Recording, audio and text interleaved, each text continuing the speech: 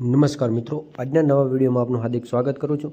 તો આજના વિડીયોમાં આપણે વાત કરવાની છે ગુજરાત પોલીસ દળ વર્ગ 3ની જગ્યાઓ સીધી ભરતીથી ભરવા માટેની જાહેરાત ફોર્મ ભરવાના શરૂ થઈ ગયા છે। ક્યારથી થશે તેના વિશે સંપૂર્ણ માહિતી વિગતવાર આપણે જોઈશું। તો વિડીયોમાં આગળ વધતા પહેલાં તમે હજુ સુધી ચેનલને આપણે સબસ્ક્રાઇબ ન કરી હોય તો જલ્દી કરી દેજો, જેથી આવા જ પ્રકારની પોલીસ ભરતીને લગતા વિડીયો હશે, ગમે તે ભરતીને લગતા વિડીયો હશે તો આપણી યુટ્યુબ ચેનલ પર આવતા રહેશે, જેથી અત્યારે ચેનલને સબસ્ક્રાઇબ કરી દો। તો કઈ તારીખથી ફોર્મ ભરવાના શરૂ થશે સંપૂર્ણ માહિતી આજના વિડીયોમાં આપણને મળી જશે। તો ગુજરાત પોલીસ ભરતીની ઓફિશિયલ નોટિફિકેશન જાહેર થઈ ગઈ છે કે આ તારીખથી ફોર્મ ભરવાના શરૂ થશે। તો આપણે હવે જોઈશું કે કયા ફોર્મ ભરવાના શરૂ થશે। તો ગુજરાત પોલીસ દળ વર્ગ 3ની સીધી ભરતીથી ભરવા માટેની જાહેરાત થઈ ગઈ છે। તો ગુજરાત પોલીસ દળમાં વર્ગ 3ની સર્વાંગની નીચે મુજબની કુલ 13,591 ખાલી જગ્યાઓ ભરતીના નિયમો મુજબ સીધી ભરતી કરવા માટે ગુજરાત પોલીસ ભરતી બોર્ડ દ્વારા ફક્ત ઓનલાઈન અરજીઓ મંગાવવામાં આવે છે।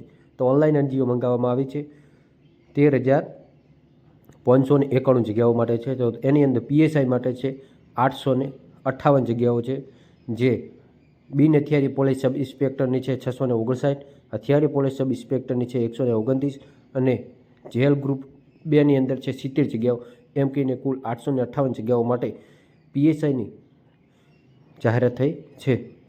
હવે આપણે વાત કરીશું પીએસઆઈ કેડરની શૈક્ષણિક લાયકાત નીચે મુજબ રહેશે। તો જેમ કે શિક્ષણ, એની અંદર શૈક્ષણિક લાયકાત હોય છે તો ગ્રેજ્યુએશન તમારું એટલે કે કોલેજ હોય એ કમ્પ્લીટ કરેલું હોવું જોઈએ હોય છે। જેમ હવે વાત કરીએ કે પોલીસની અંદર કેટલી જગ્યાઓ છે, તો પોલીસની અંદર આપણે વાત કરીશું કે પોલીસ હથિયારી પોલીસ કોન્સ્ટેબલ, બિન હથિયારી પોલીસ કોન્સ્ટેબલની અંદર 6,942 જગ્યાઓ છે, હથિયારી પોલીસ કોન્સ્ટેબલની અંદર 2,458 જગ્યાઓ છે, હથિયારી પોલીસ કોન્સ્ટેબલ એટલે કે એસઆરપીએસની અંદર 3,002 જગ્યાઓ છે, જેલ સિપાઈ પુરુષ વિભાગની અંદર 300 જગ્યાઓ છે, મહિલા જેલ સિપાઈની અંદર 31 જગ્યા છે, એમ કહીને કુલ 12,733 પોલીસની જગ્યાઓ ખાલી ભરવાપત્રો થશે। તો લોકરક્ષક કેડરની શૈક્ષણિક લાયકાત નીચે મુજબ છે। તો શૈક્ષણિક લાયકાત શું છે તે આપણે વાત કરીશું। તો ઉપર જણાવેલ મુજબ ખાલી જગ્યાઓ માટે ભરતી બોર્ડની વેબસાઇટ ઉપર ફોર્મ ભરી શકાશે, એટલે કે ઓજસ ઉપર વેબસાઇટ ઉપર પણ ભરી શકાશે। તો ફોર્મ ભરવાના શરૂ ક્યારે થશે તે સંપૂર્ણ સૌપ્રથમની એ જોઈ લઈશું, પછી શૈક્ષણિક લાયકાતની બીજી બધી આપણે વાત કરીશું।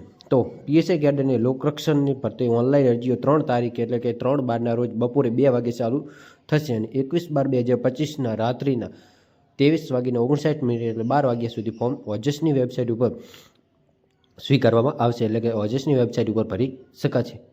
3/12થી લઈને 23/12 સુધી એટલે કે 20 દિવસનો સમય છે તમારે ફોર્મ ભરવા માટે। તો ઉમેદવારો ઓનલાઈન અરજી કર્યા પછી કન્ફર્મ કરીને તેની પ્રિન્ટ કાઢીને પોતાની પાસે રાખવાની રહેશે, જેને ભરતી બોર્ડના મંગાવવામાં આવે ત્યારે રજૂ કરવાના રહેશે। ઉમેદવારો કોઈપણ સંજોગોમાં ટપાલથી, ઈમેલથી, રૂબરૂમાં અરજીપત્રક મોકલવાના રહેશે નહીં।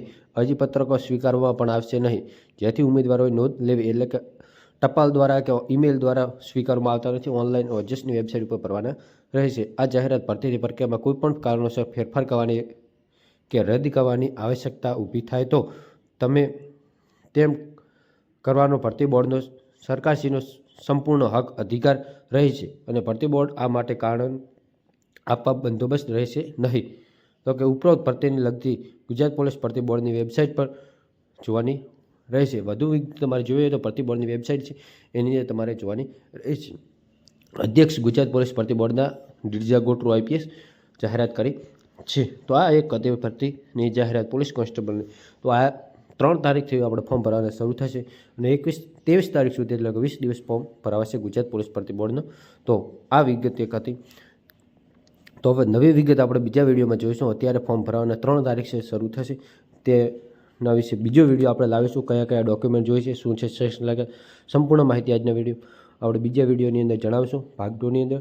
તો આજે આ ભરતી પોલીસ ભરતીની છે તો જાહેરાત થઈ ગઈ છે ફોર્મ ભરવાની, તો અત્યારથી જ હવે તમે તૈયારી શરૂ કરી દેજો જો હજુ ના કરી હોય તો બસ આજના વિડીયો બસ આપણે આટલી જ માહિતી જોઈશું। બીજા વિડીયોમાં બધી સંપૂર્ણ વિગતવાર માહિતી જોઈશું। તો બસ આભાર, જય હિન્દ, જય ભારત।